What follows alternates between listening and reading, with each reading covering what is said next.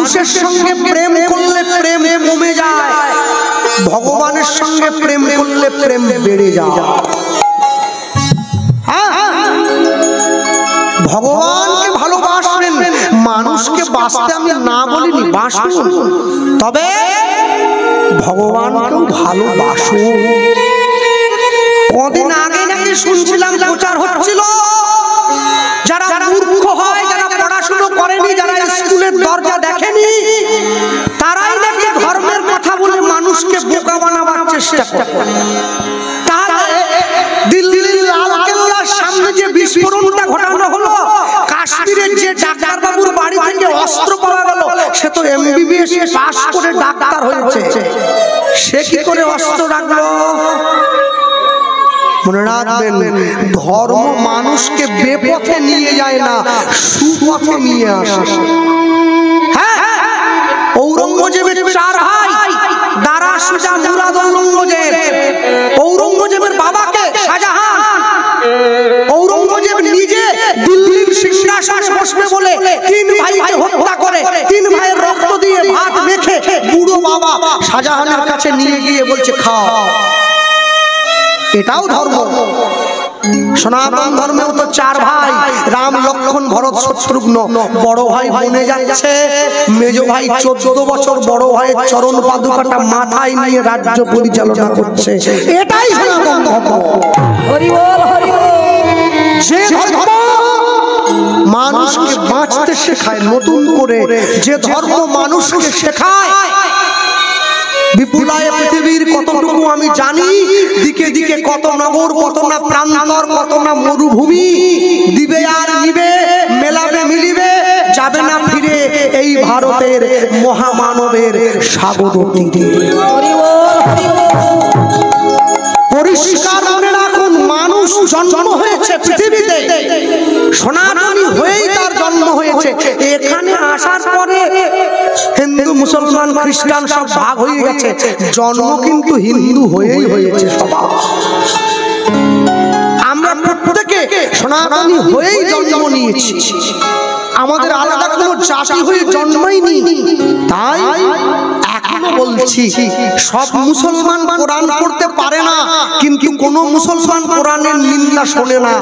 সব খ্রিস্টান বাইবেল পড়তে জানে না, কিন্তু কোন খ্রিস্টান বাইবেলের নিন্দা শোনে না। হিন্দু গীতা পড়তে জানে, গীতার নিন্দা শোনে। হরি বল, হরি বল। মরার পরে বুকের উপরে গীতা দিয়ে দিল, মরার পরে দিয়ে কি হবে? ও ঘাটের মোড়া তো মরেই গেছে, জীবনে বেঁচে থাকতে গীতা পড়লো নি, মরার পরে বুকে দিয়ে দিয়েছে। পাড়ার লোকে দৌড়ে এসছে, তোর বাবা তো খুব ভেটকি মাছ খেতে ভালোবাসতো, তোর বাবা তো মরে গেল, গোটা উস্তির লোককে ডেকে তুই ভেটকি খাওয়া। উস্তির লোক ভেটকি খেয়ে ভেটকায়ে পড়বে। বাপ যখন বেঁচে থাকে তখন বাপকে একটা ভেটকি মাছ খাওয়াতে হয়, বাপ মরে যাওয়ার পরে পাড়ার লোককে খাইয়ে কি হবে? বাবা তো পেল না। মা যখন বেঁচে থাকে তখন মায়ের গলায় একটা মালা দাও, মা মরে যাওয়ার পরে ছবিতে দিয়ে কি হবে? বলে আমার মা না গোলাপ ফুলের মালা বড় ভালোবাসে। বিরাট মাতৃভক্ত হনুমান চলে এসেছে। মা যখন বেঁচে ছিল তখন ছিল কথা। মনে রাখ, জগতে যা কিছু পেয়েছেন, যা কিছু পাবেন, নিজের ইচ্ছায় নয়, তিনি আমাদের পাওয়ার মতো ব্যবস্থা করে দিয়েছেন, তাই পেয়েছি। না যদি হতো, না যদি চাইতেন, আমরা পেতাম না। সব সময় পৃথিবীতে প্রত্যেকটি জীব নিজ নিজ কর্ম সম্পাদনের জন্য জন্মেছে। শিশুর দেখি যে লক্ষ্য মাতৃদুগ্ধ পানে, মাতৃদুগ্ধ পানে, ওই মাতালের লক্ষ্য দেখো মদের সন্ধানে, মদের সন্ধানে, বানরের লক্ষ্য দেখো ফলেরই বাগান, ফলেরই বাগান, ওই শিশুর লক্ষ্য দেখো ভাগাড়ের সন্ধান, ভাগাড়ের শিয়ালের লক্ষ্য দেখো মরা নিয়ে টানাটানি, ওই নিন্দুকের লক্ষ্য সদাই পরর নিন্দা গ্লানি সতী পূজে পুজিবারে পতির চরণ অসতীর লক্ষ্য হরে কিসে পরের মন এই জগতে বারে বারে যেদিকে চাই পৃথক পৃথক লক্ষ্যের মানুষ আমি দেখি বারে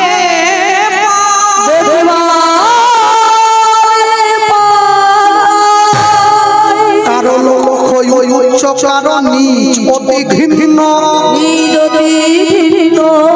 কেহ রূপের পাত্র কেহ ধন্য ধন্য সব লক্ষ্য মাঝে যার লক্ষ্য শ্রেষ্ঠ বলে মানি যার লক্ষ্য আমার রাধা গোবিন্দে রাঙা চরণ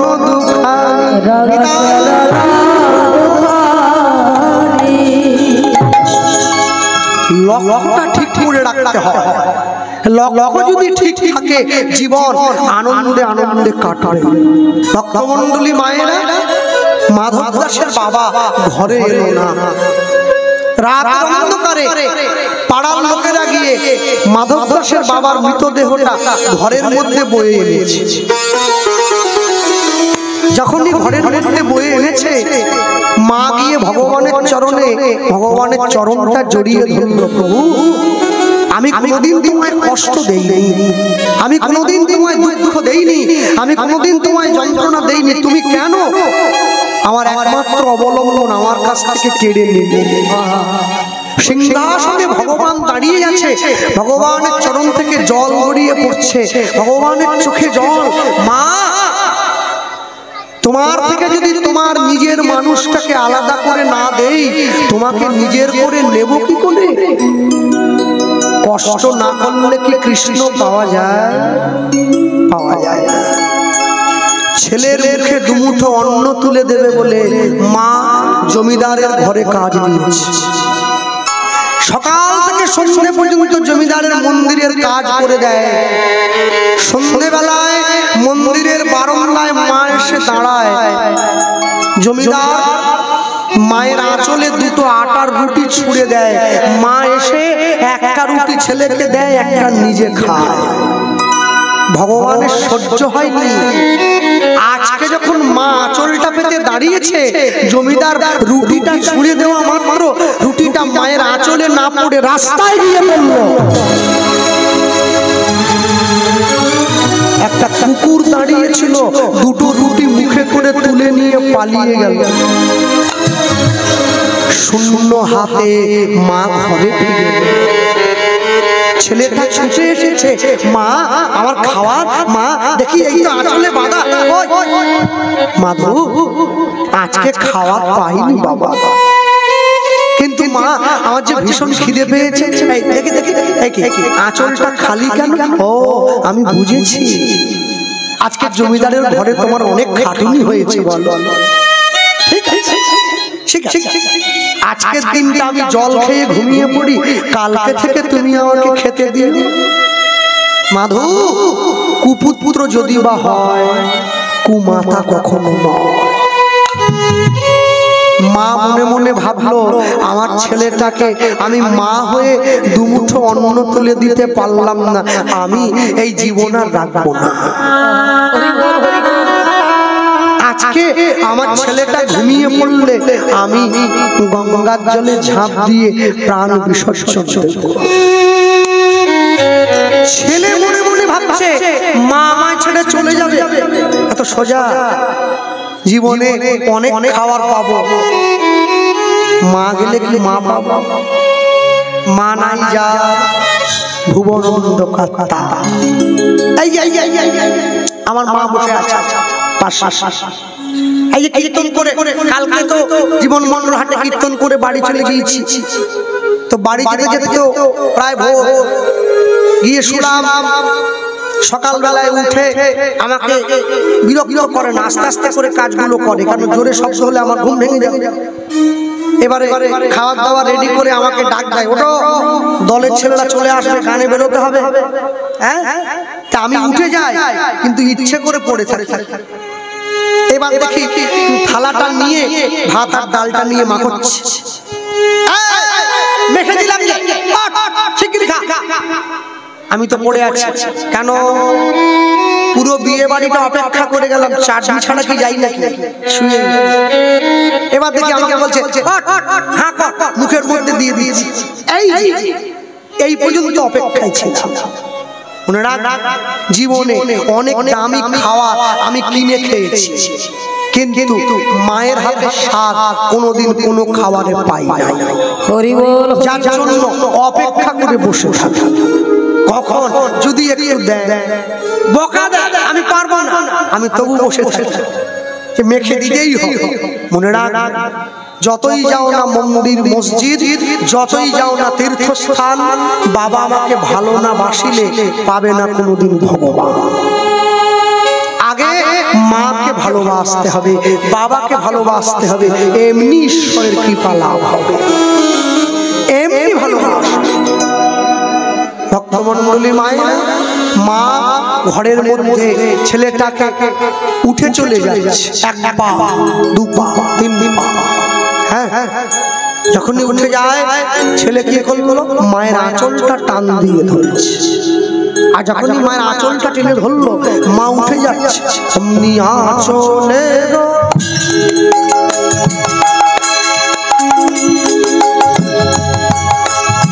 টানে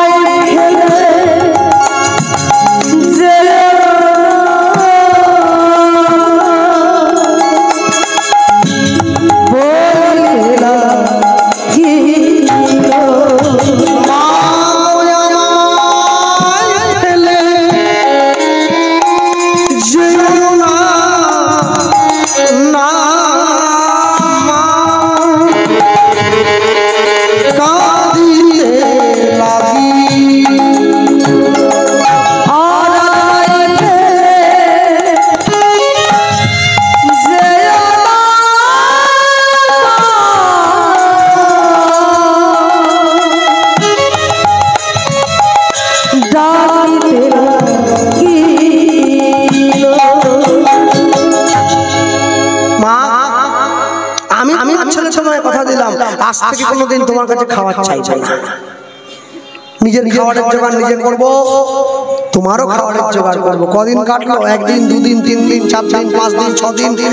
আজকে ছেলেটার 12 বছর বয়স হয়ে গিয়েছে।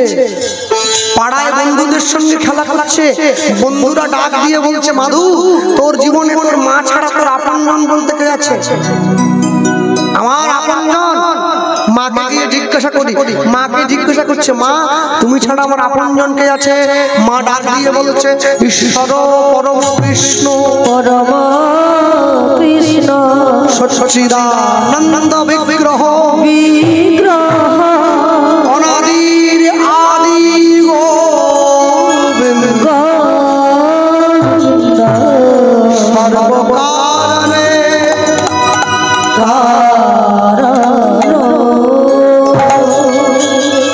মায়ের চরণে প্রণাম জানিয়ে ছেলে চলে এসেছে ঈশ্বর ভজনের জন্য। কোথায়? নীলাচল গ্রামে। আমাদের পূর্ব মেদিনীপুরের দীঘাতে একটা জগন্নাথ মন্দির হয়েছে, শুনেছেন? গিয়েছে? জাননি? একবার যাবে। আমি গিয়েছি, সুন্দর হয়েছে, অপূর্ব। তবে যে জগন্নাথ দীঘা সমুদ্রের জলে ভেসে এসেছিল ওটাকে বসানো হয়নি, অন্য একটা বসিয়েছে। ঠিক আছে, সে হোক। জগন্নাথ বসা নিয়ে কথা, বসে তো পড়েছে। এখন কথা হলো, ভগবানের মন্দির যত হবে তত ভালো। যে গ্রামে 50টা মুসলিম বাড়ি আছে একটা মসজিদ হয়ে যায়, যে গ্রামে 500 হিন্দু বাড়ি আছে একটা মন্দির হয় না। এটা আমাদের জন্য বড় দুর্ভাগ্যের। মন্দির হোক, কিন্তু যোগ করলাম কেন? মনে রাখবেন, দীঘার জগন্নাথ মন্দিরটাকে আবার জগন্নাথ ধাম বানিয়ে ফেলবেন না। ধাম হচ্ছে পুরী, দীঘার মন্দির মন্দির জগন্নাথ দর্শনের জন্য, ধাম নয়। রামেশ্বরম, বদ্রীনাথ, দ্বারকা আর পুরী, এই 4টি হচ্ছে ধাম। ভগবান রামেশ্বরমে স্নান করেন, দ্বারকায় বিশ্রাম করেন, পুরীতে সেবা করেন, বদ্রীনাথে লীলা করেন। এই 4টি জায়গা, এই 4টি হচ্ছে ধাম।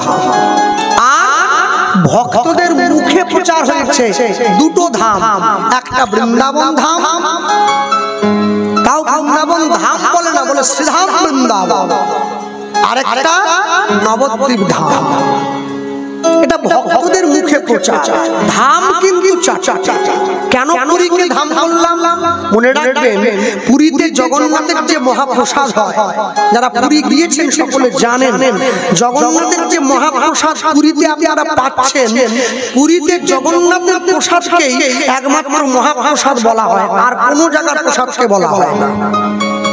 এখন আপনাদের মনে প্রশ্ন আসতেই পারে, বাবা এ কথা বলছো কেন? আমি একটুখানি বলি, সকলে জেনে রাখা দরকার। জগন্নাথ দেবের জন্য যে ধানের চাষ হয়, মানে যে ধানের চাল থেকে জগন্নাথকে ভোগ রান্না করে দেয়া হয়, ওই চালটাকে উড়িষ্যার ভাষায় বলা হয় অহমানিয়া। অহমানিয়া কোনো মেশিন দিয়ে ধান থেকে চাল হয় না, পাটায় পিটিয়ে বের করা হয়। অহমানিয়া মন্দিরে আসে, ধান থেকে ঢেকিতে ছেটে চাল বের করা হয়। এই চাল বের করার পরে জগন্নাথের জন্য যে হাঁড়িতে রান্না হয় প্রসাদ, ওই হাঁড়িটাকে বলা হয় ছেক। ওই ছেকটা যে উনুনের উপরে বসানো হয় ওকে বলা হয় ঝি। একটা করে হাঁড়ি, 9টা হাঁড়ি দেয়া থাকে, উপরেরটা একদম ছোট, নিচেরটা সবথেকে বড়। আশ্চর্য কি, উপরের হাঁড়িটা আগে হয়, নিচেরটা সবার শেষে হয়। জগন্নাথ দেবের জন্য 9 মাস রান্না করেন মা লক্ষ্মী, 3 মাস রান্না করেন মা অন্নপূর্ণা নিজে। সকলে বুঝতে পারছেন? হ্যাঁ। এবার রান্না হয়ে যাওয়ার পরে সেই ভাণ্ড নামিয়ে বেতে ধামায় করে সাজিয়ে যখন মন্দিরে নিয়ে যাওয়া হয়, তখন তাকে বলা হয় ভোগ। ভোগ যখন জগন্নাথ দেবের সামনে অর্পণ করা হয়, জগন্নাথ দেব বসে আছেন দক্ষিণা কালিকা যন্ত্রের উপরে, বলরাম দেব বসে আছেন মহালক্ষ্মী যন্ত্রের উপরে, আর সুভদ্রা মা বসে আছেন শ্রীলক্ষ্মী যন্ত্রের উপরে। দক্ষিণা কালিকা মা হচ্ছে গোটা বিশ্বের আধার স্বরূপ। জগন্নাথ দেবের সেই ভোগ যখন দক্ষিণা কালিকা যন্ত্রের উপরে বসিয়ে গোটা বিশ্ব ব্রহ্মাণ্ডের 33 কোটি দেব দেবীকে আহ্বান জানানো হয়, তখন সেই ভোগকে বলা হয় প্রসাদ। এইবারে সেই প্রসাদ জগন্নাথের সেবা হয়ে গেলে 24 ভরি সোনার থালায় করে সাজিয়ে জগন্নাথ মন্দিরের পাশে বিমলা মায়ের মন্দিরে যখন মা বিমলাকে দেওয়া হয়, তখন তাকে বলা হয় মহাপ্রসাদ। মা বিমলা সেবা করার পরে সেই প্রসাদ নিয়ে গিয়ে যখন আনন্দবাজারে ব্রাহ্মণ ক্ষত্রিয় বৈশ্য শূদ্র একসঙ্গে কলা পাতা পেতে সেই প্রসাদ সেবা করে, তখন তাকে বলা হয় মহামহিম প্রসাদ। সকলের সেবা হয়ে যাওয়ার পরে এরকম করে চাকা চাকা করে প্রসাদ মাখিয়ে দলা পাকিয়ে সকলের হাতে হাতে দেয়া হয়, একে বলা হয় নির্মাল্য। নির্মাল্য সকলের হাতে দেওয়ার পরে যখন ত্রিপল পেতে শুকনো করতে দেওয়া হয় ওই কাঁচা প্রসাদটা, তাকে বলা হয় কৈবল্য। কৈবল্য সম্পূর্ণরূপে শুকনো হয়ে যাওয়ার পরে তাকে বলা হয় অভরা। সেই অভরা লাল পুটুলিতে মুড়ে প্রত্যেকের বাড়িতে বাড়িতে একাদশীর পরের দিন দ্বাদশীর পারণ হয়ে চলে আসে, একে বলা হয় অন্ন ব্রহ্ম বা মহাপ্রসাদ।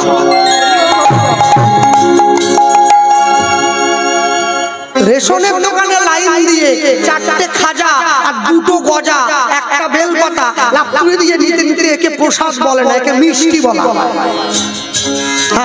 এ প্রসাদ না। প্রসাদ নিতে গেলে স্নান করে মন্দিরে গিয়ে লাইন দিয়ে হাত পেতে দাঁড়াতে হয়, তবে প্রসাদ পাওয়া যায়, না হলে পাওয়া যায় না। মনে না, ভগবান মনুষ্য সৃষ্টি